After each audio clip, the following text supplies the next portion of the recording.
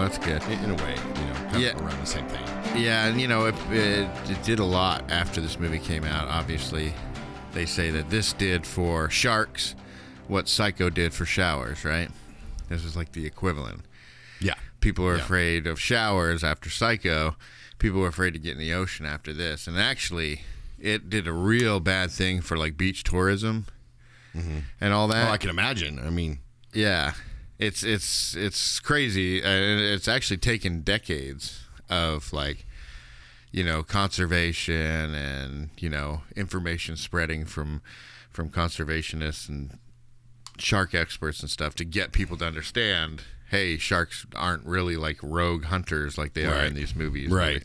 So sure, lots of people had nightmares, but well, mine was mainly, because watching like Freddy Krueger's and, Child's Play and stuff like that, those were from, I wasn't ever scared of dolls, but it wasn't so much like the actual thing that you're supposed to be scared of. It's just the fear of it all. Yeah, and the evil behind it. Yeah. Yeah, more about the evilness or, I guess the existential threat or whatever. So today we're going to be talking about Jaws. This movie came out in 1975. It was directed by Steven Spielberg. The writers for this was Carl Gottlieb and Peter Benchley. Peter Benchley wrote the novel for this, and it was eventually turned into a screenplay that he helped write as well. But there was a lot of writing that went into this. Or, a lot of writers that went into this, which I'll talk about here in a second. The stars of this movie stars Roy Schneider as Chief Brody, Robert Shaw as Quint. It stars Richard Dreyfuss as Hooper, and he's one of my favorite actors. Yeah. Did you ever really get into any type of Richard Dreyfuss movie? Well, Close Encounter, and Mr. Holland's Opus. That's the age that I'm used to him being. You know what I mean? The younger or the older? The older. The older, yeah. Yeah, because in the 90s he played some roles where he looked like in Mr. Holland's Opus. He wasn't that old, but he played somebody that looked older like that. Well, it's funny because, I was watching the movie, and when he said that's some bad hat, Harry, I didn't realize that's where that production company Bryan is Singer's. from. I didn't realize until maybe 5-10 years ago when I watched this one time, and I saw that. I'm like, that came from Bryan. And I forget every time I rewatch this, and he's like, that's some bad hat, Harry. I'm like, hey, because that was on every episode of House, which I loved House. Yeah. And Bryan Singer, executive produced that. But all the X-Men movies and all that, you have all that, that's some bad hat, Harry. Yeah. I'm like, man, I know that so well. I must have watched House a lot, and I did. And I know like with J.J. Abrams, his is Bad Robot. Yeah, Bad Robot, and I knew that one. I did not know. Did that come from anywhere that you know of? No, not that I know of. No. Yeah. Interesting that, when you revisit older movies and you realize certain things in pop culture that are just embedded there and has always been there, you forget that they actually come from places and where they come from. Yeah, exactly. Let's see. Richard Dreyfuss as Hooper. It has this stars Lorraine Gary as Ellen Brody. That's Alicia's, I think, favorite character. Yeah. The mama. Yeah. Or whatever. Murray Hamilton as the Mayor Vaughn, and many others. Okay, so this was like a make it or break it type film for Spielberg. Right. Yeah. I think he had done, what was it, 1941. He had done Sugarland Express. He had done Duel. Yeah. A couple other things and everything. But this was really his make it or break it. It's before he did Indiana Jones or Jurassic Parks or any of those movies, The Color Purple, Schindler's List, and all that. He did Jaws, and this was, and when I say make it or break it, the production of this movie was insane. Yeah. So it was so behind schedule, but above budget. And it just got out of hand after a while. And the shark was hard to work with. There was a mechanical shark named Bruce. Very hard to work with. I think besides Bruce, they call it the son of a bitchin' rig because they were so fed up with how the rig was. In fact, one time him, Martin Scorsese, George Lucas, and some other friend snuck into where they were keeping the prop shark, and they're kind of playing around with it. George Lucas put his head in it, and Steven Spielberg and his friend went to go shut it, to clamp his head in there, but then it actually got stuck.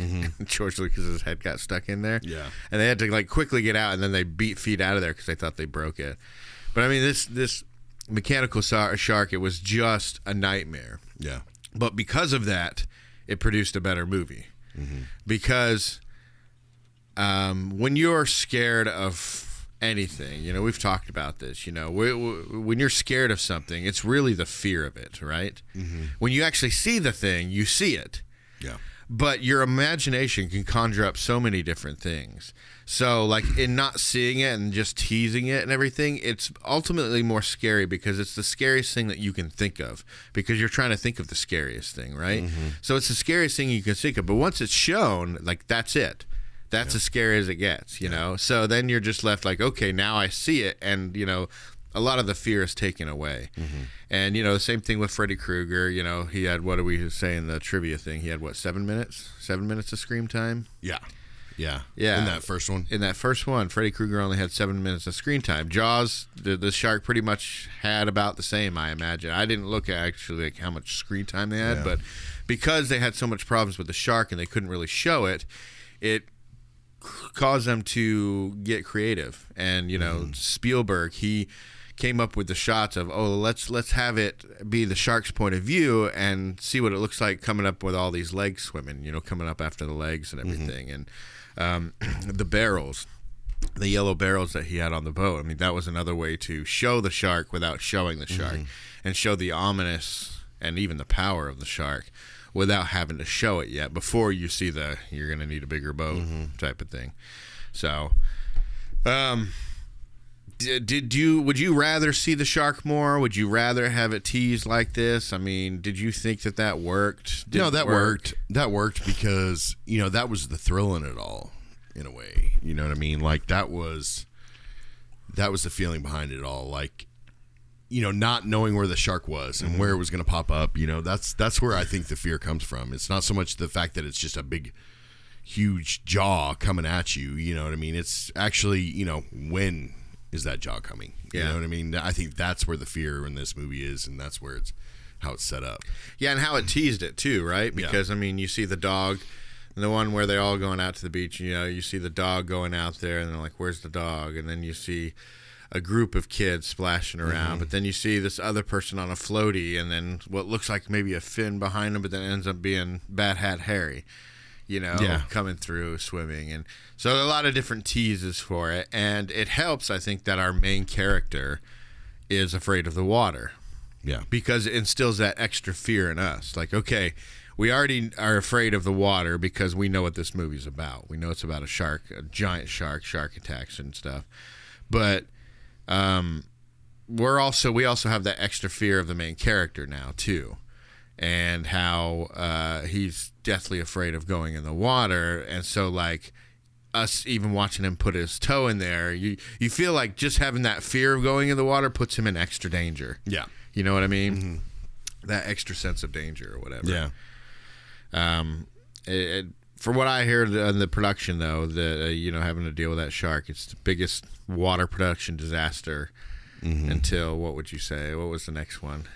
What was a real big one in the 90s? Well, Blue, the Deep Blue. Oh, you're talking about Deep Blue Sea. Yeah. That one was pretty good. What's one that they they even have Universal rides, not rides, but a show. Yeah. Pirates of the Caribbean. That I was talking more Waterworld, Kevin Costner. Remember? Yeah. You remember? You've heard about that whole production. Right. I'm sure we could do a 2-hour episode on that, just a crap. But I mean, this seems to have been the biggest water production disaster until Waterworld, basically. Right.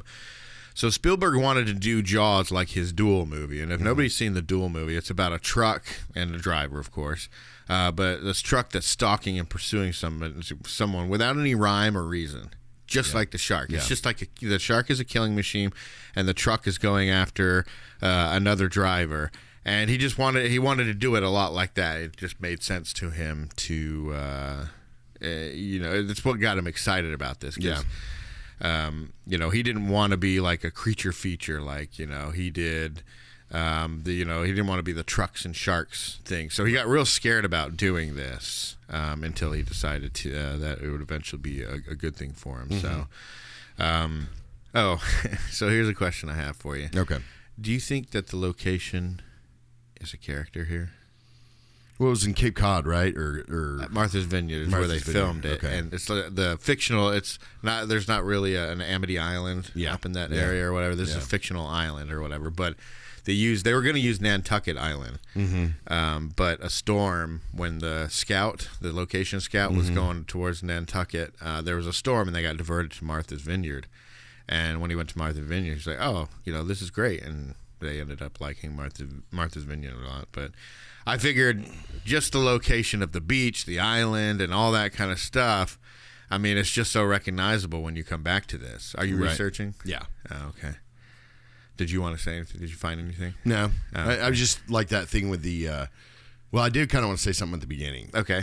About the beginning. Okay. Because when that cop said, the karate club was karate chopping the picket fences. Who was? The karate karate club or the karate studio. Which scene was that? The very beginning when he's going into the office and having these minor little things to worry about. Oh, okay. In the city, in the town that he's in, and he's the sheriff there and everything else like that. And all that he's having to worry about is, the karate studio chopping picket fences. That was the only crime there before Jaws showed up. And that was before karate was even popular in movies. Yeah, exactly. Well, I mean, I guess you had martial arts movies back in the day and everything, but and then Karate Kid, I think, killed the karate not franchise, but it killed the karate way of life, and it just wasn't seen as cool anymore. Well, I don't know, because I think we had like a resurgence with it too, with especially all these martial art movies that were coming out in the 90s. In the 90s? Yeah, because there was definitely a resurgence of it. Yeah, but I don't know if anybody was getting into karate though. Yeah, they were, because I remember when I was a kid too. It was kind of, I thought more like other type forms of martial art, like jiu-jitsu. No, karate's always been like the big one, like the one that original, and then we started getting like jiu-jitsu. You got from South America, in America like at least. Yeah, I'm sure these have been around for a while, but I'm just saying America. Kung Fu, Taekwondo, things like that. Those weren't all as popular as just straight up karate. Yeah. Yeah. So. Yeah. Yeah. Okay. Well, let's get started. We'll go through this as we go. We were talking about Richard Dreyfuss and how much I like him. My favorite movie of his is Mr. Holland's Opus, which we've talked about. We need to watch sometime. I know you said you hadn't seen it yet. So we need to get through that because it's a really good movie. But George Lucas actually suggested Richard Dreyfuss to Steven Spielberg because, remember, Richard Dreyfuss was in American Graffiti. Yes. Which was before this and before Star Wars was made and all that. But Richard Dreyfuss and Robert Shaw, on the other hand, they hated each other. Yeah. They were not fans of each other, and they constantly kind of butted heads, or maybe more just their personalities. I don't know if they ever actually really got into it, but he didn't. Robert Shaw didn't have very nice things to say about Richard Dreyfuss. I don't think so. But Robert Shaw was also saying that the island that they were filming on was filled with incest and all this kind of stuff, and I think they even got shot at, him and his wife or something, when they first came there. But crazy. So the opening of this, with this first character of the beach and the island and everything, has Chrissy, and that immediately reminded me of Stranger Things. And I know you haven't gotten into Stranger Things 4 yet, but you'll see who Chrissy is in the first episode. And immediately reminded me of that. But Chrissy's death was so brutal and horrifying. The way she was screaming when she was being drugged around by the shark. Like that on the screen, back and forth. Yeah, and it was just like her scream was really just brutal and horrifying, right?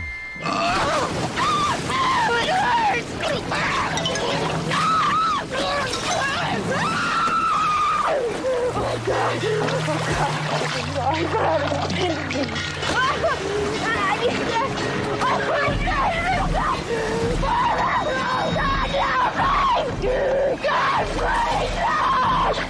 guess when they dubbed it or whatever, she was looking up and they were pouring water in her mouth when she was doing it to make it more realistic or whatever. But it's very, very horrifying. And the fact that guy was he passed out on the bait. He was trying to get undressed and go out there, but he's like, I'm coming. And that makes it even more horrifying is that you have somebody, the only person that knows you're in the water, you're expecting to come out. And the fact that they've decided to just pass out on the beach and everything, and you're truly alone out there.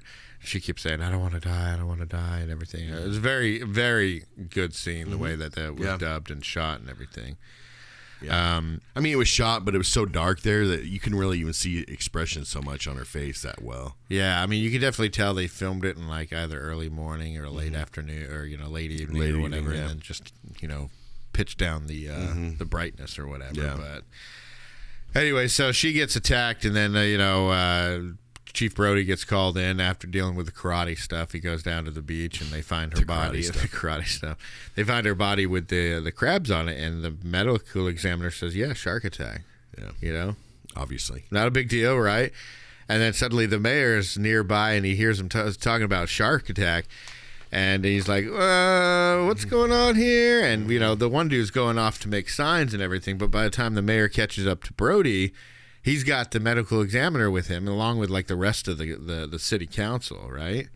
And later on, when Brody's, when he's criticized for not doing more, I just don't know, how it is or why it is that he's taking the brunt of that. You know what I mean? Right. So, my thing is why does Brody take the heat later on for that? He was told shark by the medical examiner.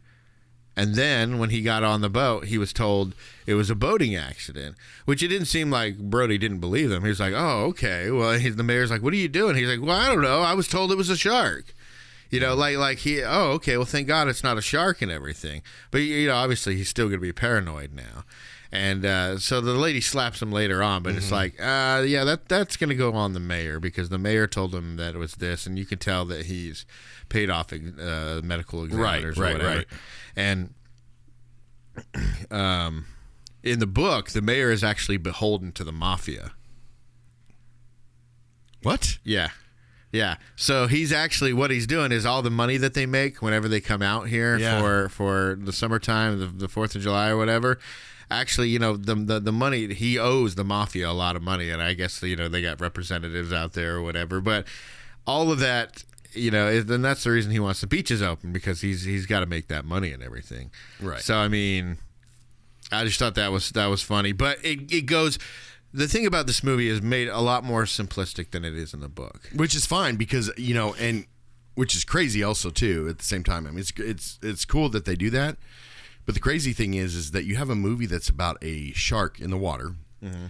I mean, it's a large shark. It's a very, very big shark. But it's not. It's not like a giant shark or a dinosaur shark or something like that. Or something. Yeah, like something that probably won't exist that big, but it's a realistic it could. Thing. It could. Yeah. And to make a movie about that, it's like doing Lake Placid. You know what I mean? Where it's, the fact that they can make a whole movie, a 2-hour movie, around just something that's naturally could happen that people, it just shows how stupid people are. Yeah. Well, I mean, not only that, but they got to make it a little bit more intense than it normally would be, right? Right. So normally sharks wouldn't go after humans. I've heard that they don't even like the taste of humans. No. Or whatever. But, the humans mimic that stuff. And, it's even said in the movie, right? It said, is it true? What do they say? Is it true that most people get attacked by sharks in 3 feet of water, about 10 feet from the beach? Yeah. Because that's where people swim. Yeah, exactly. And it's, you want to take the statistic. Well, most are shark attacks. Then you're like, oh, well, I better not go swimming. Well, they take place there because that's where people swim. Well, and if we swam everywhere... They attack people in wetsuits and things like that is because they think they're seals. Right. That's like their favorite meal is the way seals. that the light hits the wetsuit makes it look and also like that. seals hang out on the shore in the shallow part of the beach. You know what I mean? Yeah. So it's kind of, I think it's not so much for the people as it is for like seals and things like that. Yeah, and the statistic is pointless anyways, because we're not swimming out in the deep ocean, so of course no attacks are going to really take place out there. So right. I just thought that was funny, but so anyways, they have this scene where everybody's out at the beach again. Brody and his wife are there, like biting his nails the entire time. Yeah, he's real nervous, doesn't want to be there. But remember, he doesn't like water. He goes on ferries sometimes, and he's not happy about that. And I love that. And he sits in the car. Yeah. So they all go to this beach. And it's not the 4th of July yet, but they're all at the beach right now. They're just, and you have like the kid that's in red swim trunks, right? Right. Where have we seen that before? Where the color is red and that color is important. And we Schindler's List. Yes, that's a good one. And then another one I was actually thinking of was one that we've only watched once, which is The Sixth Sense. Right. Red means a lot in these movies, and especially like you said, Schindler's List. The girl, it's all black and white except for the girl in the red coat. So that's what Steven Spielberg wants you to watch and knows is important. This kid that's in red trunks with his mom in the yellow hat. It's like kind of color coordinated because he's on the yellow floaty out in the ocean, so you know that the yellow belongs to the yellow hat. I don't know if they did that on purpose, but it's just real cool thing with colors and everything. But definitely follow the kid with the yellow swim trunks. He goes out there. There's a lot of people out there, and every time somebody comes up and talks to him, he's kind of looking at him, but he's kind of still looking out in the ocean, like let's go. Hopefully nothing pops up or whatever. And then you see this real cool scene of just like the shark just rolling over, right, and the blood coming out, and the kid there, and then everybody sees it too. I thought it was going to be this thing like where Brody was the only one that saw it, and he was going to be called this paranoid person or whatever. But seeing that everybody saw it, everybody starts to get out. But right before that happens, they do a dolly zoom. Do you know what a dolly zoom is? So do you remember that part where as soon as the shark attacks, it kind of zooms in on Brody's face, but the background looks like it's kind of zooming out? Yeah. Okay, I've always loved these things, and they're called dolly zooms. Yeah. And it's basically when you're trying to kind of warp the background but keep the subject in the foreground at the same size. But it's just supposed to give you a little bit of unease, and it's basically on this one. It's like the dolly is zoomed or is pulled out, but they are zooming into it, and as they go forward with the dolly, they zoom out as well. So it keeps the person in the same size, but it warps the background, and it's always such a cool little trick, meant to make you, kind of uneasy or whatever. Yeah. So. I have this thing to say about Hooper first, but we'll get to this other part. So, anyways, there's the coroner tells him it's this. The shark kills that boy Alex Kinter and everything, and then a bounty's placed on the shark, and this is where we get to meet Quint, at the town meeting.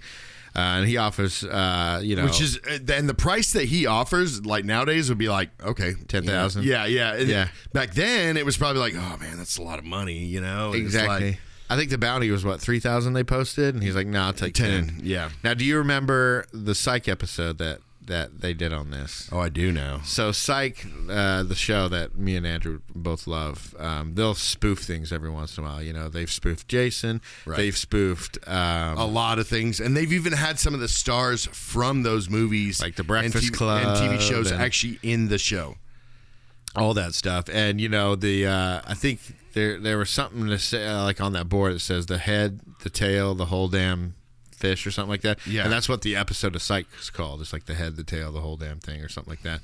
But it's all this, and it's hilarious because when in this movie it happened, I started laughing because I'm thinking of Sean, right? Right. You remember when Quint goes like this on the chalkboard and he scratches down and it makes that scratching sound and everything? First of all, the dude needs to cut his nails. I know. Right? Yeah. I mean, I get it. It's the nails on a chalkboard, and I don't know if that was a saying before this movie or whatever. Yeah. But he did that. But in Psych, instead of having all the information up on a chalkboard, it's on a dry erase board. So Sean turns around and he goes like this. And he's like, and like nothing's happening, and Gus is like, Sean, it's a dry erase board. It's not gonna make any noise. Right. So he's like, and then he does it again, but then he's like, screech with his own voice and everything. Oh my gosh, it's hilarious. But anyway, so I love that show. Yeah, I do too. And Quint offers for $10,000, and people are like, all right, man, you sound a little crazy. You know, you could tell they're all like, okay, this guy's, and they all know him and everything, but, he kind of scares them a little bit. So, like, yeah, we'll keep that in mind. But nobody wants to pay him $10,000 right now. No. But right about this time, because of this. Because, he doesn't want. Here's the thing. The mayor is very. He's just all for show. He's very fake. He wouldn't want to pay that amount of money, and the sheriff knows that he can't really he can't pay that money because the mayor's going to have to sign off on that, and he knows the mayor's not going to do it. But for some crazy old guy that is coming in saying he's some sort of shark expert or whatever, and that'll catch it or whatever, and because as mayor, he's not. He just wanted to sweep it under the rug, the whole situation. He wants to get 4th of July going. Right. And as mayor, he's not going to be spending, he'd spend money to pay them to do that and everything, but he's not going to, it's not like he's making any money off of the 4th of July. It's just all the businesses are, In the book, it explains that all these businesses are shutting down and everything, and they don't get, but it's because, they get all their stuff in the summertime, and if they don't get that, then, by springtime, they're all going to be on welfare or something. But, so right around this time, just like in Psych, everybody finds out about the award and everybody jumps in their boats and the scene is chaos. You have all these different people chumming the waters with some, they're just pouring blood into the water and everything, and people are throwing sticks of dynamite out into the water, and it's just nuts. Everybody's going nuts, and obviously the shark's not, throwing dynamite and all these boats and stuff. It's going to take off. It likes pretty much the sheriff does the only smart thing, right? It likes to pick people off. Yeah. And so he calls the Oceanography Institute or whatever it's called, but Matt Hooper, who's an oceanographer, comes out, and there's a story about him and sharks and everything, and the reason that he studies sharks. But anyways, Hooper comes out, and I love Richard Dreyfuss's energy. I love that he's like very, very smart, but he can just be a smart ass as well sometimes, and makes these little comments like, it's so weird to see him so young. Yeah, when he's driving the boat towards the end, and he's like, "I don't have to take this abuse much longer." But yeah, he does look very young with his beard and everything. But anyways, he examines Chrissy's remains, and is like, "Yeah, that's definitely a shark." And based on the bite radius, another Psych thing that they do, it's an unusually large shark. It's basically what they call a man-eater. Yeah. And it's got to be a shark that's big enough, too, because, you have certain sharks, they might kill you or whatever. They're not going to eat you if you're too big or whatever. So it has to be one that will be able to eat somebody or swallow them whole, or at least body parts whole. So in the end, like a shark is eventually caught. It's a tiger shark. And everybody's happy. Even the chief is like, sweet, we got this. This is great. This is where that Alex boy who died at the previous scene in the water, his mother comes and slaps Brody for letting it happen because he knew it was a shark. But remember, he knew it, but then they told him that wasn't true, and it was a boating accident. Propellers had killed her or whatever. So that's going on right about the same time that Hooper is trying to tell everybody, wait a minute, guys, this is not the shark. This is a man-eater, but the bite radius doesn't match. This is not the shark that did it. Yeah. And I'm realizing now, because I've seen that episode so many times, how much Psych just ripped this movie off, as it tends to do. But, more paying homage to it and everything. But so Hooper's telling him, he's like, it's not the shark, and the mayor's like, shut up, and Brody's like, oh, chill out, I'm sure it's the shark, this has got to be the shark. And then once he gets slapped, and she's like, you should have known better, then Brody's like, look, I can't just assume things now, that's what I did, and it got this kid killed. So then he went home all depressed, and that's when Hooper came over, and they had a couple drinks and decided, okay, let's go cut the shark open and see if there's any remains in there. In the book, did you know that Hooper actually starts having an affair with Brody's wife? Really? Yeah. I did not know so that. they wanted him to be a more likable person in the movie and everything, but in the book, Brody was kind of just like a grumpy guy that, was not sure of what he was doing. Hooper was more like proud of his rich background and his Ivy League education, everything. Brody and his wife fought all the time, and eventually she finds solace in Hooper and everything, and all that kind of stuff. Hooper actually dies in the book too, in that cage. But so there's this whole story. Whenever he comes over and talks to them, and they get together, they start having these affairs and all this kind of stuff.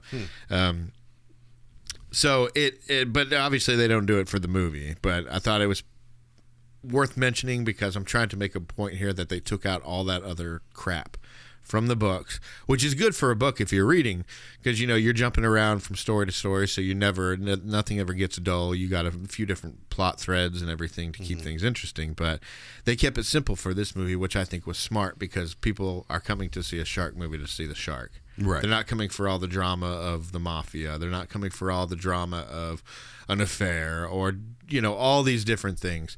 We just want to see a shark, and we want to see shark attacks, and we want to see people running and trying to fight the shark. And that's really all we got. It cut out all the other crap, right? Right. So anyways, they go to cut open the shark and find and see if there's any remains in it. Nothing in the shark. And Hooper's like, look, if that shark had eaten pieces off the boy, which apparently it had, we'd see pieces of the boy and maybe even the girl inside this shark. And all they find are some fish and some trash. Yeah. Nothing indicating any kind of attack on humans or anything. So what Hooper says is like, look, we have a great white, and he doesn't say this until he goes down to the boat. So he's like, let's go track it. After they find out that it's not in there, and they go out to where the attacks have been happening, the feeding channel or whatever. And I wrote this down because it's always why is the stupid one always the supposed expert and does something like jump in the ocean and says nothing's going to happen. They're out there and they find this wreckage, right? They found one of the boats of one of the crazy people that went out to hunt the shark, and he finds this boat and he's like, I'm going to go down there, and Brody's like, let's just tow it in. Come on, let's just tow it in. Why are you doing? Let's just tow it in.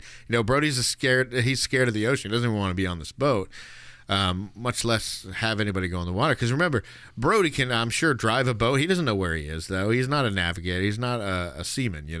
He doesn't know if anything happens to Hooper, he's going to be stuck on this boat probably. Yeah.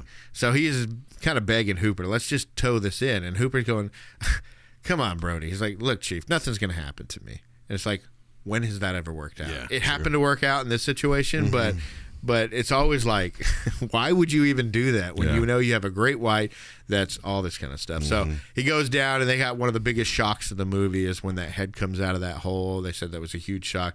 That was done real last minute when they were editing the movie. They went into the editor's backyard pool, put some milk in there to make it cloudy ocean water and everything, and reshot the scene. They already had Hooper's reaction and everything, but they reshot the scene of the head coming out just to get that extra shock. They needed that extra shock and everything. So they were able to get that in there. But based on that in the boat, Hooper figures out that it's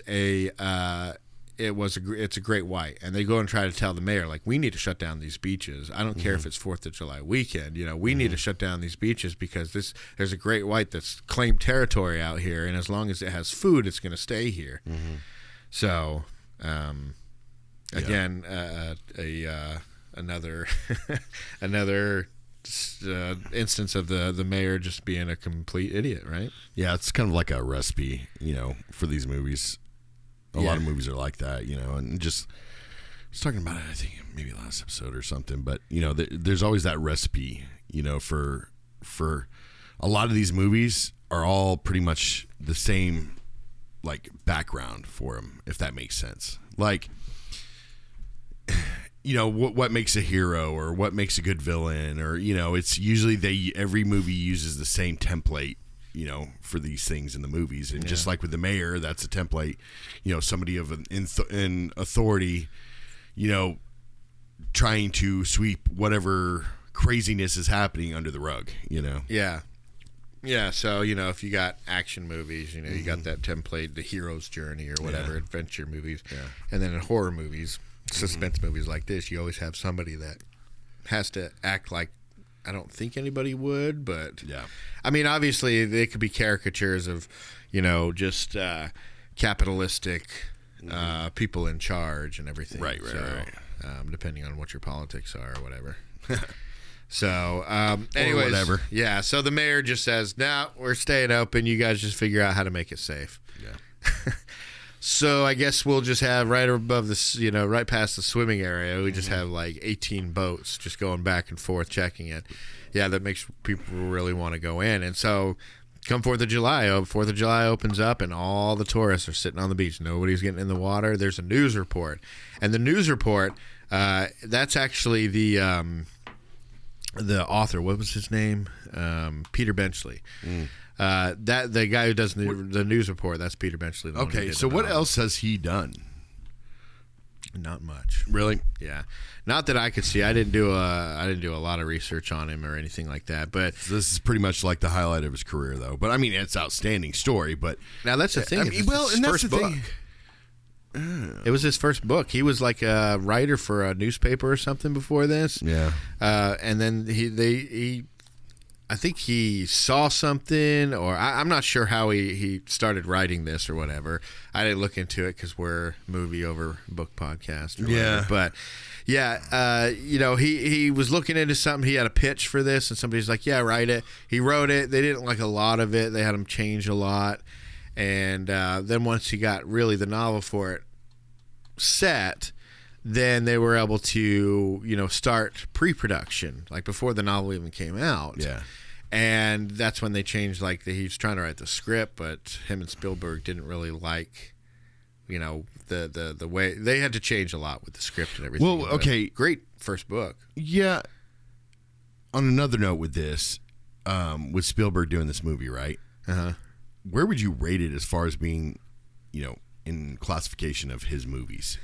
Of all time? Yes. I think we've done these. I think on our Minority Report, we did our top 10 Spielberg movies. Did we really? Yeah, and I'm pretty sure Jaws was on there somewhere. I want to move this movie way far up on my list. It just got better this time? Yeah, yes, I think that's what it is. Because you remember from your childhood, and you're just kind of like, okay, it's Jaws. But then you watch again, and you're like, this is a really There was just movie. So much into it, and again, all these changes you've told me that they made from the book to the movie, I like the changes in the movie. Yeah, me too. I like it better, because with the book, if it was more like the book, then I don't think it would be as good of a story, And then also with Steven Spielberg movies, this is going up there in the top 3 probably. Yeah.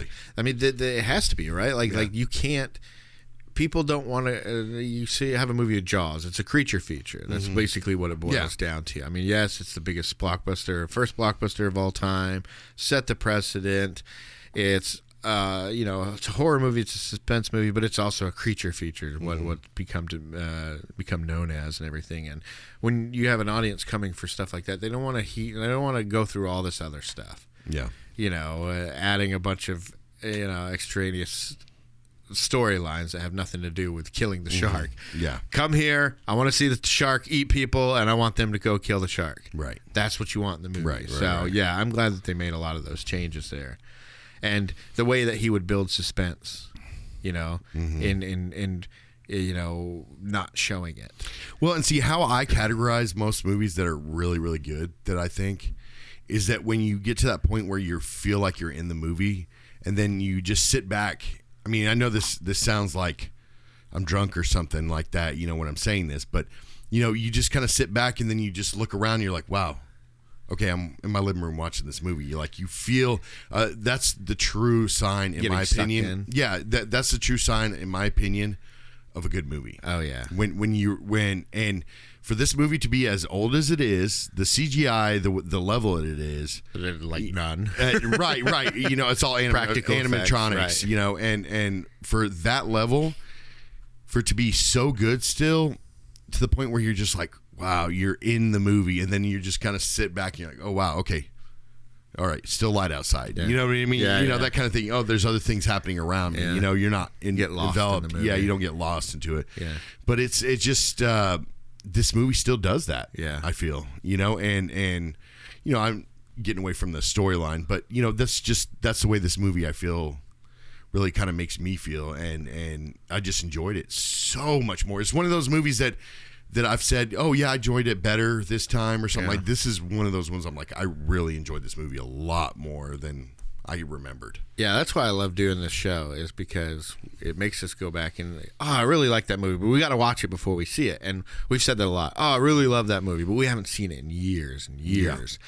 We know we love it from our childhood. So sometimes we'll go and we'll be like, oh man, I love that movie, and we'll go back and we'll be like, yeah, let's not, because there's been a few movies that we've planned to do here, and we finished watching and we're like, I didn't really feel it, and we don't like reviewing movies that we don't like on the show because we don't want to be so negative and everything, but it's one of these things where every once you either go back, and it's never the same really. You get the same every once in a while, but usually you either like it more or you don't like it as well. That's kind of like how I was with nostalgia effect. Yeah, and that's how I kind of was with like What's Eating Gilbert Grape.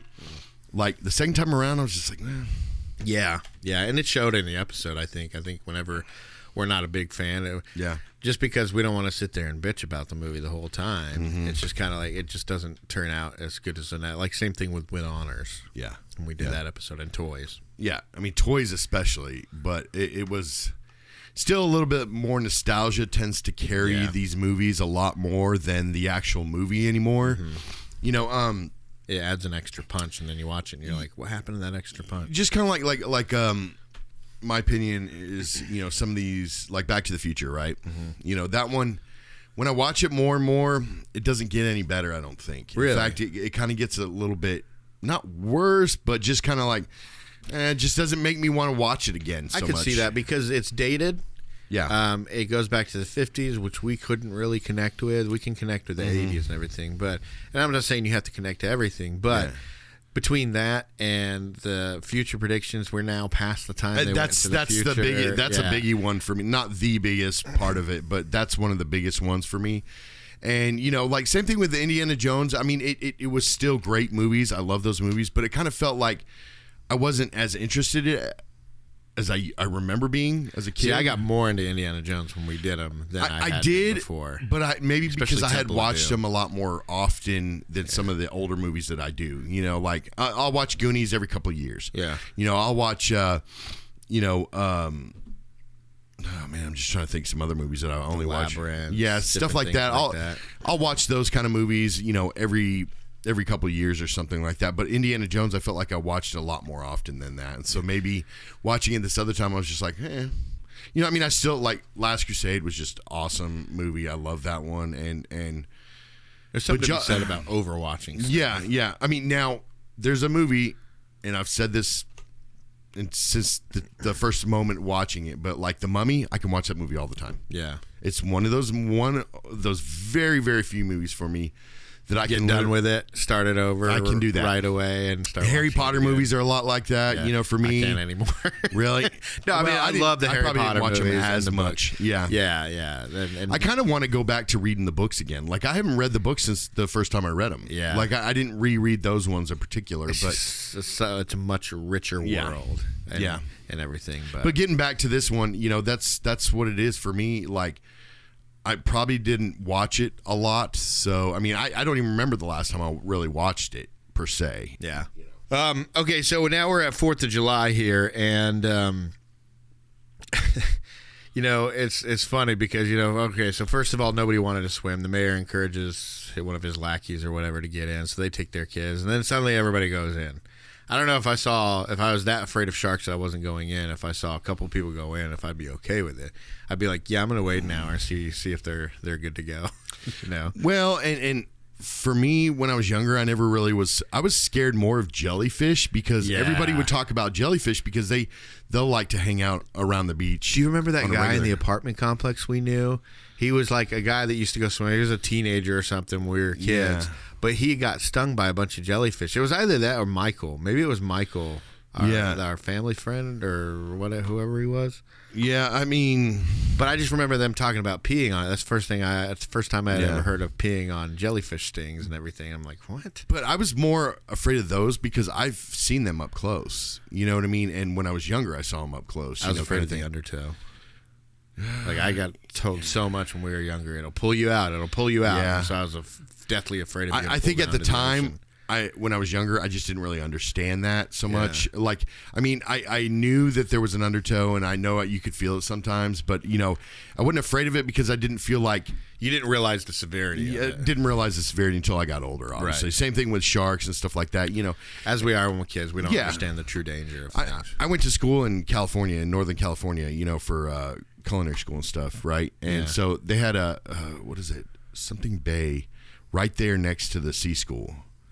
It was a little bit north. There was an actual Coast Guard station there. It was a small little tiny one, but it's like right near the school. It was by Dillon's Beach, because we had Dillon's Beach out there by Petaluma. I don't know. It was like a bay area. It was like maybe 30 minutes down the road, 40 minutes, something like that. But it was right there, and it was per capita, like it had the most great white sharks. Like in the area, it was on insane. The West Coast. Yes, that's crazy. I didn't even know they were on. I know that they were in Australia and other places. I'm sure they're all over. Yeah. That's gonna just, you have to look it up now. It's gonna piss you off if you don't look it up. That's fine. While you're doing that, let's see. Yeah, so everybody. But I'm sorry. No, go ahead. What with me saying that is that we were told you do not get in the water. There's boats there. There's tons of boats and stuff, but you can't into the bay where all the boats are docked. You do not want to go anywhere near there because there's sharks everywhere there. We were told that from the get-go. Were there like, not seals, but were there like any kind of prey around there? Not really, because it was just in where the boats were docked. You know, the way it was shaped. So many sharks there. That's crazy. Where was it? It's going to annoy the crap out of me. You can keep going. I'm sorry. No, you're good. I was just going to say that as they're all playing around and everything, we start seeing a fin. And it's a very fake-looking fin, but people go, you know, they have that close-up of them going, yeah, shark! Yeah. You know, and then everybody's screaming. And it almost made it right? comedic in a way. I mean, it really did. Like, he could have probably left that part out. You know, you could see the fear in their face. They should have, as actors, I mean, they're probably like, they're not even actors. These guys that were probably screaming that stuff were probably just extras and stuff. Something. But, you know, you could have left the screaming shark because most times if you see it, you're not going to scream at it. Yeah. And you're going to be like, it reminded me of the old school movies where you have that close pan and they're just like clutching their pearls. You know, the two parts that make me laugh in that one, though, there was one guy that pushed these kids off the floaty and he jumped on it and swam. Do you remember that part where he pushed the kids off the floaty with the lilo or whatever? And he just wrecked right through him. He didn't push him off. He just went straight through him. But then he grabbed the floaty, remember, and he jumped on it. Yeah. He pushed him off. So it wasn't bad enough that he pushed the kids off. Right. But it was bad enough that he thought that would save him from the shark. Like, he just wanted to get his limbs out of the water, but he thought that was good enough to save him from the shark in 2 feet of water or whatever it was. Hilarious. And there was another shot of this woman just holding her child.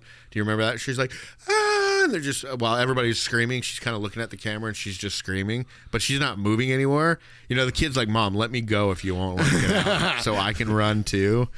Let's not just chill. Yeah, and here. you know what's I think makes it more terrifying? It's not a creature you can run from. It's not an alligator you could climb a tree. Now, if you're running from a bear, you definitely don't want to climb a tree. But you know, it's in the water. You know, humans they can swim. You know, I mean, it's a known fact we can swim. Right. But we can't swim as fast as the aquatic animals. You know, just like if alligator or crocodile or something like that's chasing, we'd be screwed. We'd be screwed on land and on water. But you know, I mean, these certain creatures, you know, like a lion.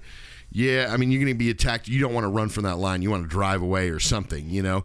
But with a shark, you're pretty much lost until you can get to land. It's the equivalent of being in a dream, like in Freddy, right? And running up the stairs and have it be real muddy. Yes. Or you know those dreams where you get stuck or you're running real slow for some reason and you can't get away? Right. I've had plenty of those. Yeah. But that's the same thing as in the water because you can only go so fast getting away and you know that shark's coming. That's why I just choose not to swim in there. Because they could literally be anywhere.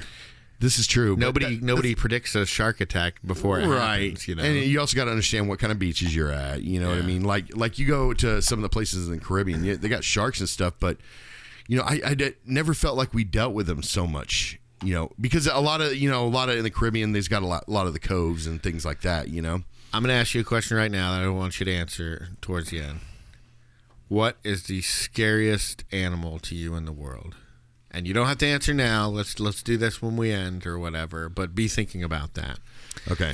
Okay. So, anyways, the fake shark attack happens with the fin. He's like, he made me do it and everything. But also, the real shark goes into what they call a pond or whatever, but it's a lagoon, and it kills a boater. But it kind of starts swimming around all the kids. Where Brody's son was one of those kids, and so he's getting dragged out of there because you don't really see what happens to him. And then the film makes a blatant attempt to look at the legs as he's coming because you think the legs are going to be missing or something. And you just see that the kid just went into shock because he was so scared and everything. Yeah. He was in that group of kids right when that Alex kid got eaten at that first attack, you know, on the beach in the daytime. And then he was now next to this other shark attack that was happening. So he just went into shock. Which I thought was, you know, another little tense moment where you're waiting to see if this kid got eaten up or something. But finally, in the end, the mayor realizes, you know, and he's like, look, my kids were on this beach too. So you could see that he did have kids. He's just didn't understand the severity of the situation. This is a great white, Larry. A big one. And any shark expert in the world will tell you it's a killer. It's a man-eater. Look, the situation is that apparently a great white shark has staked a claim in the waters off Amity Island. And he is going to continue to feed here as long as there is food in the water. And there's no limit to what he's going to do. I mean, we've already had 3 incidents. 2 people killed inside of a week, and it's going to happen again. It happened before. The Jersey Beach. 1916, there were 5 people chewed up in the surf. In 1 week. Tell them about the swimmers. A shark is attracted to the exact kind of splashing and activity that occurs whenever human beings go in swimming. You cannot avoid it. If you open the beaches on the 4th of July, it's like ringing the dinner bell, for Christ's sake. Look, Mr. Vaughn, I pulled a tooth the size of a shot glass out of the wrecked hull of a boat out there, and it was the tooth of a great white. It was Ben Gardner's boat. It was all chewed up. I helped tow it in. You should have seen him. Where is that tooth? Did you see it, Brody? No, I didn't see it. He dropped it. I had an accident. On the way in. And what did you say the name of this shark is? It's a Carcharodon carcharius. It's a great white.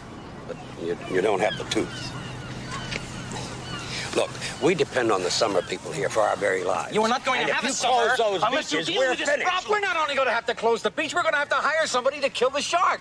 I mean, we're going to have to tell the Coast Guard. Mr. Vaughn, you have to contact the shark We're going to have to put extra panel. deputies on because You every have to net in ring the world this is going to entire come in harbor. here. I don't think one of you are familiar with our problems. I think that I am familiar with the fact that you are going to ignore this particular problem until it swims up and bites you on the ass. But people like Hooper who know these animals, you know, and know what they're capable of. Well, because if you think about it, he's smart. This is what he does. You know what I mean? I mean, just that's why kind of like the sheriff was in the middle of those 2 personalities. You know, you've got the mayor who's got the power, who just kind of wants to sweep everything under the rug. Then you got the genius who doesn't have the power, who's kind of like, you know, telling facts here and saying, hey, this is what's going on. This is what needs to be done. Then you have the sheriff in between where he's got power and he kind of wants to sweep some of this under the rug because he wants his town to just go back to arresting karate club members for karate chopping picket fences. You know, he wants everything to go back to that way. But also at the same time, he's like, you know, I called this guy. I want this guy to give us the facts here. And I'm thinking of it logically because, you know, that mayor's not thinking of it logically. And then the Hooper's overthinking it logically. You know what I mean? So the sheriff's got to be kind of in the middle guy. And, you know, we find out at the end, he's the one that ends up, you know, and you saw the foreshadowing on that, didn't you? How so? With the tank. Damn it, Martin. This is compressed air. Well, what the hell kind of a knot was that? You pulled the wrong one. You screw around with these tanks and they're going to blow up. He's like, if you hit these tanks over, it'll explode, which we know that they won't explode. No. Mythbusters has already taken care of that. But the fact that they were behind the ladder and then he almost knocked one of them over like it was like, a glass bottle or something, protecting it in that sense. But I mean, the Shaw didn't get to, or Quint didn't get too irritated by it. He's like, Next time you just ask me which line to pull, right? but you know what I mean? It's like there was so much foreshadowing. If you've never seen this movie, you would have probably known how this movie ended. Yeah. And how they would have defeated the kid with the red trunks. I mean, that's brilliant filmmaking by Steven Spielberg. No scene is wasted, and that's how it should be. You have so many amateur directors, or not that I can say much. I'm not a director, but I mean, you could see it in that so many directors, they're just trying to get these scenes to look right, to look like a professional movie, instead of saying, how can I utilize every single scene I shoot towards the story? Because everything should be foreshadowed, because that allows you to then show instead of tell. If you have to talk a lot through the movie, it's because not a lot's been shown. But if you foreshadow and utilize every single scene with clues, with visual cues, with foreshadowing and everything, then you don't have to tell as much. You can show, and audiences will get it because you've set that up. Well, do you want? Let me ask you a loaded question. Oh, geez. I usually keep my questions unloaded. Okay, for well, safety. This question is loaded. This question is loaded in the sense that, do you think that when directors do that kind of thing, are they peeing in the wind? Do which kind of thing? With the foreshadowing and the red trunks and Schindler's List with the red kid, because you got to understand that probably less than half the percentage of people that watch these movies catch those things. Yeah, now, that's true. Do you think, especially with these directors, and this is why it's loaded, because I'm asking a couple of different questions in this one question. Right. Do you think that the director, just as long as the magazines? Okay, gotcha. Yeah. So you get the directors that put this stuff in there. Are they peeing in the wind in the sense of, really wasting it? Yeah, I mean, I know that they want to do it, but then they also sit there, I'm not doing it for the awards. The only people that are going to catch those little details and those little things, are the people that are going to give them the rewards. So how do you think, a director can literally, especially one of the greats like Spielberg and George Lucas and all these guys, when they say, I'm not doing it for the rewards, I'm doing it for the art or whatnot. But in reality, in rational thinking, you're doing it for the award, because normal movie watchers that are going to be paying you this god-awful amount of money to do your art, so they're not going to pick up on that stuff. So my I guess my answer to that is loaded as well. It's funny you say it, because there is a little clip you can find out there of the night that the nominations were announced for the year that this movie came out, or whenever this was eligible for it. He was telling whoever was holding the camera, he's like, you watch, we're going to be nominated, we're going to blow away the competition, we're going to get all these nominations. And he was expecting to get a nomination himself. Now, the movie did win 3 Oscars, I think, Best Editing, Sound, and Score, obviously, for John Williams. But we should talk about him, by the way. Yeah, we will. Yeah, okay. But you can see Steven Spielberg was really let down in that same video, because then you see like an hour later when they were announced, the nominees, he didn't get nominated. Because it's not, and I can see why he's mad like that, because not really mad. He was bummed. He was really deflated and everything like that. Because he wasn't actually being the one rewarded so much. Because I mean, he directed it, but he probably did a lot of the editing, right? He probably did some of the editing at least, but he has editors to do all that kind of stuff. And so, he was getting it for editing, and then the sound, obviously John Williams. I mean, he had to know that was going to happen, just like every director. But I don't know, maybe John Williams, because John Williams really wasn't the cream of the crop at the time in '75, right? He was coming up. He was coming up, but he wasn't like caliber he is definitely today. One of his first major, right? If not his first major. I don't know. Forgive me. I don't know John Williams' history. I know I could tell John Williams' score, and I know all the movies and stuff, but I don't know like his trajectory. But yeah, I have to imagine this is really when he started to blow up. But to say that, Steven Spielberg has always struck me as somebody who cares about his art, though, as well. Yeah. And that he cares about not being pigeonholed and everything. But I think that, yes, not a lot of people will pick up on all those different visual cues like we will, where we sit there and point them out and analyze it. But I think they're picking it up subconsciously. I think as a film goer, there are certain ways the camera moves. So the one shot where the Alex kid got killed, that first shot, they talked about the dolly zoom and everything. Mm-hmm. Before that happened, it was like an establishing shot where it kind of zoomed in on this person that was playing fetch with the dog. Uh-huh. And another woman who was by herself about to go in. And it was kind of slowly following them. And just as it got to where she was passing the kid, it stopped at the kid and then started coming the other way and started kind of focusing on the kid and talking with his mom and everything like that. And you see he's got red shorts. But then as he's walking away, it kind of zooms out. And now the kid's not in focus as much, and then he kind of goes off screen as the camera stops on Brody's face, and that's all in one shot. Well, and Well, I was just gonna say, so it's showing you without telling you what you should pay attention to, because there's a lot of things that it goes on, but then it kind of focuses on this and this, and it shows you what's going to be important. The guy loses his dog earlier. You're scared for him.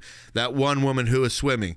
You thought she was about to get got, but it was just a bad hat Harry. Mm-hmm. Well, then you finally figure out it's that one kid, who is the one that got. And that whole thing, it's showing you that you should pay attention to this, but as it zooms out, it shows Brody's not paying attention to it. So we as the audience should pay attention to that kid.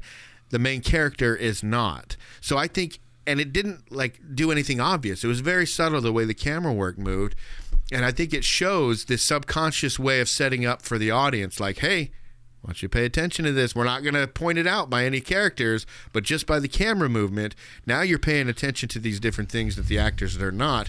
But now you're waiting for the actor to see that, and you have that extra suspense. So, I mean, that's just one example of where I think that even though not everybody will catch it and point it out or whatever, I think it's a kind of a subconscious, and some people it might just fly right over their heads. We have our parents that popcorn eaters or whatever, and you tell them stuff like that, and they're like, oh, okay, but deep down they probably their subconscious caught it, even if they weren't aware. And I think that's just good filmmaking. That's good directing, a good vision. Yeah, and I, when they're on that beach, I just had flashbacks watching that movie. I felt like I was on watching the first part of a Friday the 13th movie. Where all the kids were drinking by the fire and all that stuff. Like it just automatically, I was like, man, this is like Friday the 13th. Do you remember Friday the 13th Part 2? How that started? It started with kind of doing a real quick recap of Part 1. It has the images, all the scenes that happen in Part 1, but it's being told by this character. It's one of the main characters in Part 2. He's telling all the rest of the counselors about what happened here, and it's supposedly a year ago or something like that. But he's telling everybody about what happened, about how Jason came back, or maybe it was his mother and everything. But it's slowly going in on this group of kids around the fire, and that it reminded me exactly of that. I mean, it's the same era. I mean, Freddie came out in Jason came out in 1980, so it's a few years after that. But I'm sure that type of thing was stolen. I think it had an opening like any other horror movie, because I mean this was kind of billed as a horror movie, right? You open up with a kill, so I mean that's a typical horror movie. So maybe it was going along those same kind of lines, which is kind of crazy being directed by Spielberg. And you know what I have in my notes? What's that? Jaws is like Jason. Yes, a mindless. Mm-hmm. It's nothing personal. Yeah, he's just gonna go and kill everybody. It's like you hit him on the head once, he's gonna come at you. You keep hitting him on the head, he's gonna still come at you. You hit him on the head once and run, he might have not come after you. Same thing happened with the shark. You stab him once, he's coming after you. You're gonna attach some barrels to him, he's gonna come after you more. You think by still attacking him, that's why when that guy's driving off, going 30 knots, I'm like, stop going so fast, stop pushing the boat. Yeah. I'm like there with Hooper and oh my gosh, the sheriff. Brody. Brody. I'm like, Hooper and Brody, I'm like, slow down. Yeah. Take it slow. That shark will eventually probably catch up, then you hit it again. Just play smart against. Don't just try to drive the stick down into the dash, you know? It's like... And there's no rhyme or reason to it. I mean, the things had enough to eat during the whole movie. It wouldn't need to eat for another week. And they're not they're not warriors. They're predators. Yeah. It's not like they're fighting for a cause. They're killing to eat. Yes. That's all they're killing for. They're not orcas. Like, orcas are sharks like too. the boat. Yeah. But orcas, they kill for sport. They kill for sport, right? And where great white sharks do not. They're mindless. Whales. You hit Jason over the head or push him down and get out of Crystal Lake. Yeah. You hit the shark, you get the dang Coast Guard in there and get that. Which is what? How many times did Brody bring up? We need to get the Coast Guard. Yeah, in the get a 76 gun and shoot it right at the shark, and I guarantee you got him. Okay, bullets, as MythBusters also prove, bullets will only go a certain way through the water. But you got to wait for it to surface, and then you kill it. But I mean, Quint, that whole thing when they're telling him to slow down, he was an obvious reference to Ahab, right? Yeah, I mean that was obviously. that was very absolutely obvious. Had the hat and everything, but it's like. Do like one of the idiots that were throwing the TNT and the dynamite and stuff in the water. Just get a bunch of dynamite and just start, once you see that shark near, just start blowing it up. And when it starts coming at you, throw it at it. That's another thing. In a big boat. Yeah, that's another thing I didn't understand. If they're shooting those spears or whatever, is there no way you can like attach some kind of explosive to that or something? Or the whole poison thing, that obviously didn't work out, that should have worked out, end up going to the bottom of the ocean, which at that point didn't seem very deep, did it? But no, it didn't. But it was it's like one of the only movies that's been filmed actually on the ocean. Yeah. And not on some soundstage in a pool. Right. And you think, the ocean's probably going to be a lot deeper as far out as they were, but it wasn't at that point, apparently. But it's like, get a bunch of these drugs and just blast it into that shark. Yeah. Yeah, so basically the three of them, Quint, Hooper, and Brody, they all go out into the ocean. They're like, okay, we're going to take care of this shark. They give him his $10,000 and all that. They hunt for a while, and they're trying to throw spears into it, in which they attach barrels. The barrels are supposed to help him help keep the shark from diving too far under. But I guess the shark is so powerful, which they said, I think they did that on MythBusters too, how much force you would actually need to pull that many barrels down underwater and everything. I mean, because they give you the exact measurements of the shark too. I mean, 25 feet long. He's like 20 feet, more like 25. As much as the MythBusters guys all used to work in movies and special effects, they do a real good job of taking the fun out of them. Yes, they do. But you know what? People watch the shows on purpose. Add to the fun, and then they take away from the fun. But that's the people that watch those kind of shows are probably people that are really into the movies too. The casual watchers really not going to take it seriously, and so they get on that boat and that nighttime scene I really like. Yeah, where they're singing and everything. That, and Quint talks about the attack on the Indianapolis, and talking about how they were all in the water. That was such a dark thing in the middle of that movie. Like dark. That whole movie's it's a horror movie, but when it got to that point, it was like so dark. Japanese submarine slammed 2 torpedoes into our side, Chief. He was coming back from the island of Tinian to Lady, just delivered the bomb, the Hiroshima bomb. 1,100 men went into the water. Didn't see the first shark for about half an hour. Tiger, 13-footer. You know that when you're in the water, Chief? You tell by looking from the dorsal to the tail. Shark comes to the nearest man, that man he starts pounding and hollering and screaming. Sometimes the shark would go away. Sometimes he wouldn't go away. Sometimes that shark, he looks right into you, right into your eyes. The thing about a shark, he's got lifeless eyes, black eyes, like a doll's eyes. When he comes at you, he doesn't seem to be living until he bites you. And those black eyes roll over white, and then you hear that terrible high-pitched screaming. That was the time I was most frightened, waiting for my turn. I'll never put on a life jacket again. So 1,100 men went in the war. 316 men come out. The Sharks took the rest June the 29th, 1945. Anyway, we delivered the bomb. But I was glad that was the only one we had. Remember, we talked about take out all the fluff. But this was good because you did need a little bit of downtime. Because if you're always up here, you have no chance of getting a shock because you're already waiting for it, right? Yeah. They got to let you calm down a little bit so then you can get shocked again. Yeah. Well, and it also proves that he is the badass that he portrays himself throughout the movie. But probably very affected. And here, and mentally. But you have to be that way if you're hunting sharks. I mean, I'm sorry if you want to physically want to hunt sharks. Yeah. I mean, because you know that he's not he's not Hooper. Like, he doesn't respect the creatures. You're talking about Quint or Brody? Quint's not like Hooper in the sense that they're both the same exact people. They're pretty close. They're almost the same exact people, but they're obsessive. But one cares about the creatures. Yeah. The other one looks at them as prey. One respects them. Yes, one respects them. No, you can't say Quint doesn't. Because Quint would have to respect them to be able to attack them. But I think hunt them. I think Hooper's a lot more realistic in his respect. He has respect, but he knows we need to kill this thing before it kills us. He knows whereas that Quint's like, we can take it. He knows sharks aren't fluffy little animals that and I'm sure Quint doesn't either, but Quint is just obsessive. That's what we were saying about this Captain Ahab. I mean, when they're done singing and doing all that stuff, the shark rams into the boat, makes him lose power. They're trying to repair the engine in the morning. Brody tries to call the Coast Guard. But what does Quint do?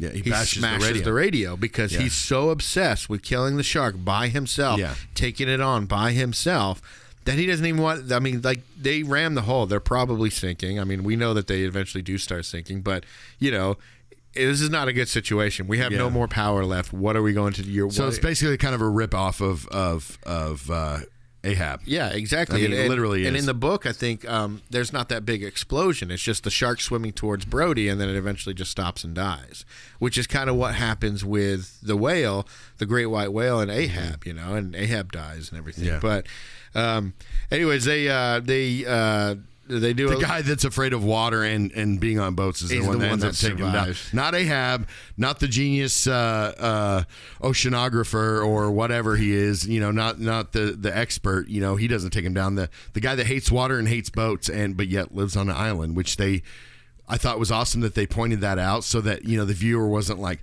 okay, this guy is the sheriff of a town that's on an island that's afraid of water and afraid of going out into the ocean. How does that make any sense? And I'm glad, they pulled the Eminem thing, where you basically tell them your faults so that people don't bring them up. Right, yeah. You fill it up and then they ain't got nothing to say. Yeah, exactly. So bleep.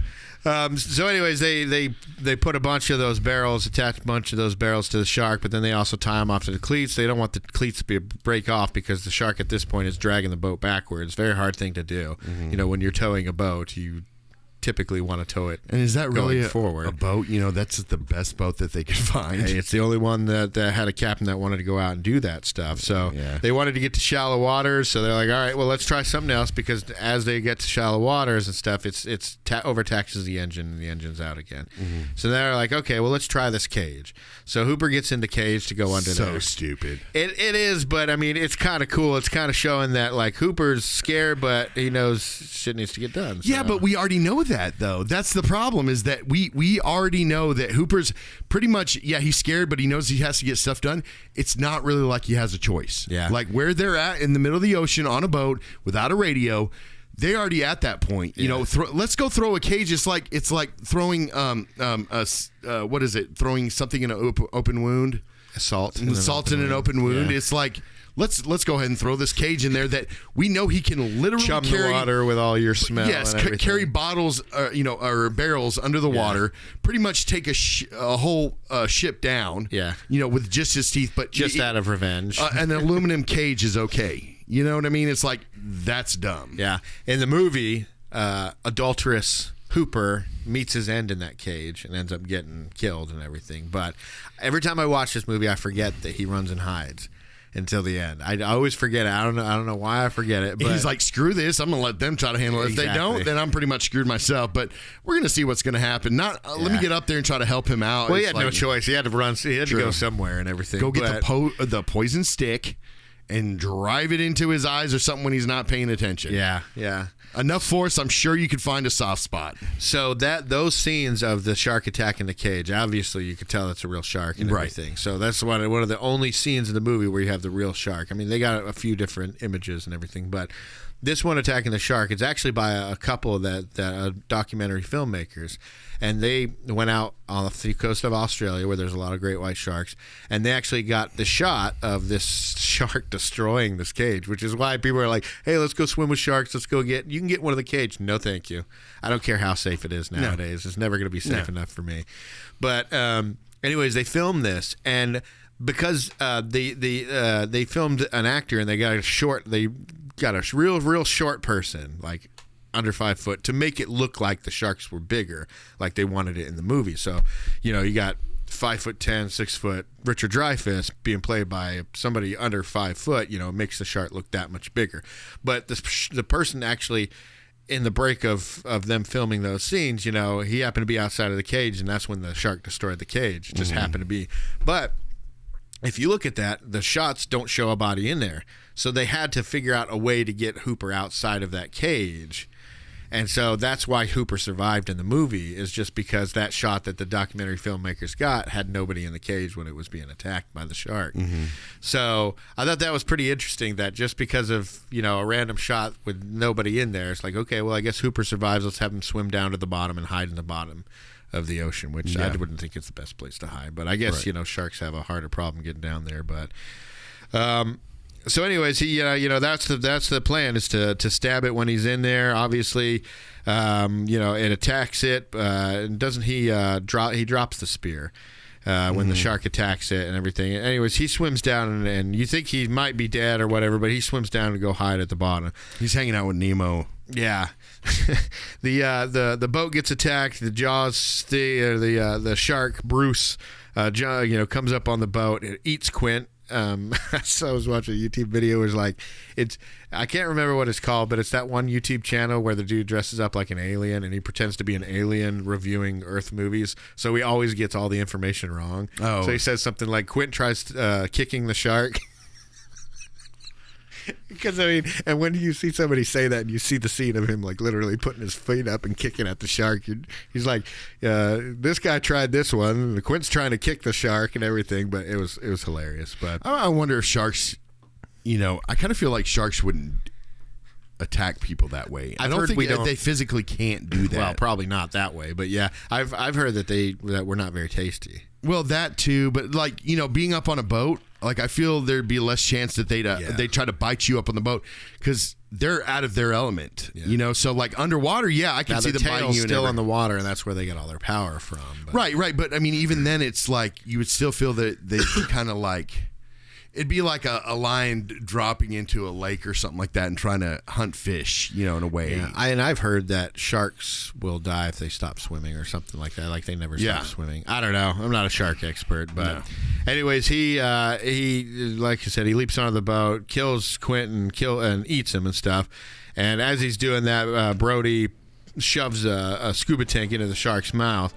Then he goes up onto the crow's nest, and as the boat's coming down and sinking, it starts coming closer and closer and closer until, what is it that he says?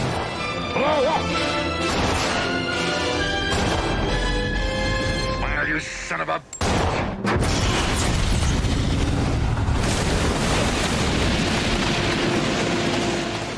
Yeah, so then he shoots the air tank, which also has been disproved by Mythbusters.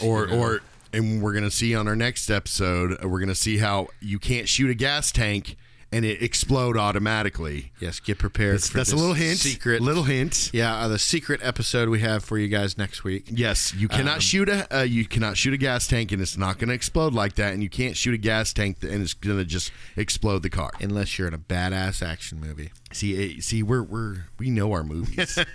I mean, just bringing it back to that, we know our movies. That's right. So we know now that gas tanks, air tanks, whatever. Because you can pour gasoline on a match and it'll go out, but if you hold the match above the gas from the fumes, it will catch fire. Yeah. That's what's catching fire is the fumes. It's not the actual liquid of the gas necessarily.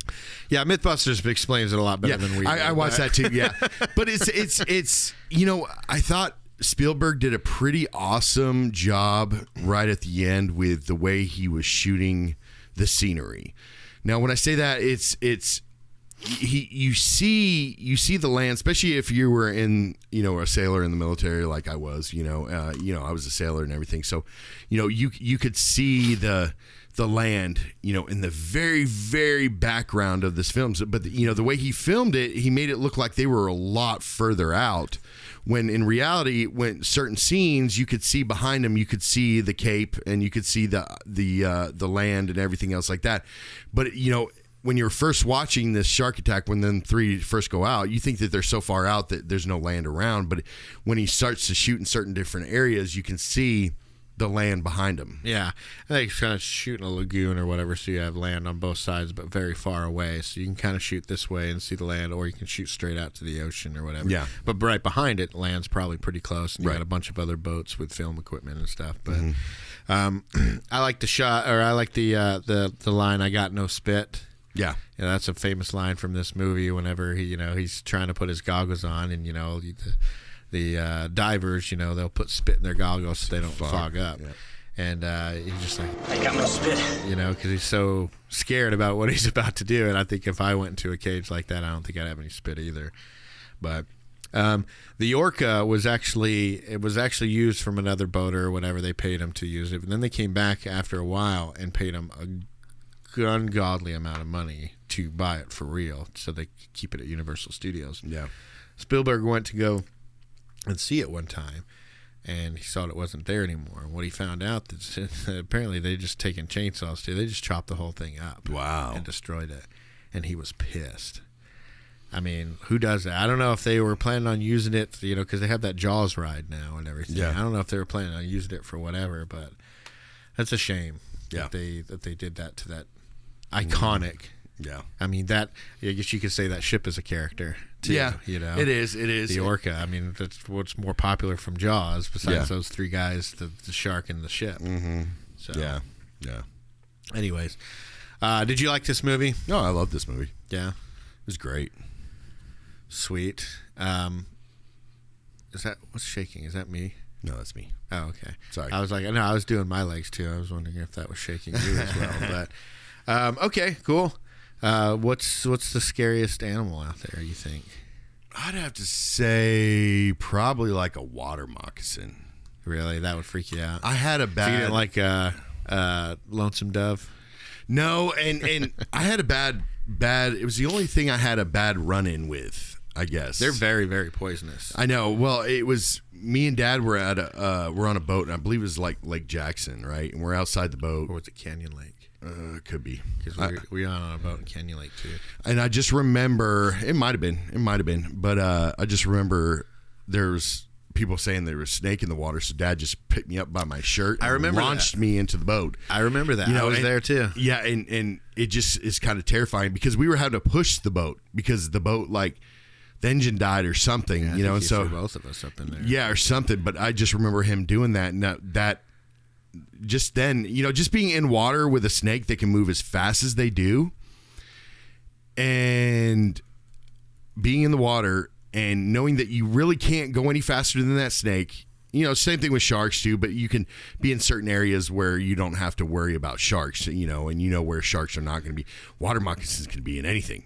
Yeah. You know what I mean? It's like, I don't know. That's kind of terrifying myself. I think anacondas too, in a way. Yeah. Not like regular, like other snakes, poison snakes. I'm not terrified like that. But anacondas, the fact that they eat you slowly and digest you. I mean, yeah, they'll probably break all your bones, and then you're slowly getting swallowed, probably alive. I'm sure there's people that have been swallowed alive. Yeah, because I think the venom only just paralyzes you. Yeah. So they could eat you. And that's even if they have venom. So it's like a matter of like, you're sitting there, and I mean, yeah, your back's probably broken just to get you into there, and your arms and everything, shoulders. But there's that one. Doesn't mean you're dead. There's that one Anaconda movie with John Voight where it eats him and then it regurgitates him. Remember, he like winks at Jennifer Lopez before he drops dead again. I think I was watching that with like the wife, and she was just like, she's like, why did he just wink? I said, because he's not fully digested. because it's got to be creepy. Yeah. I think a stingray probably. I mean, that's what killed Steve Irwin. You know, he got pierced in the chest by a stingray barb and everything. Mm-hmm. I don't know. I as much as I was, you know, I've been in the Coast Guard, did my time and everything. I do not like the ocean. The ocean terrifies me. There's so much unknown about it. It's unimaginably deep and filled with things that we don't even know about. And the thought, I think the scariest thought for me is to be out in the middle of the ocean just treading water. I have.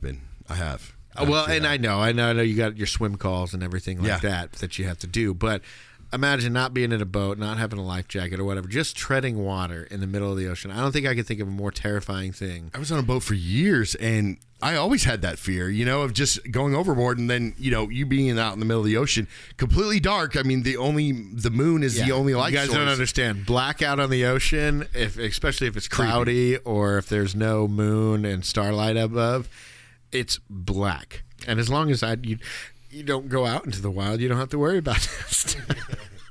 I mean, we get Stay in your coyotes house all day here and everything, but that's about it. All right, cool.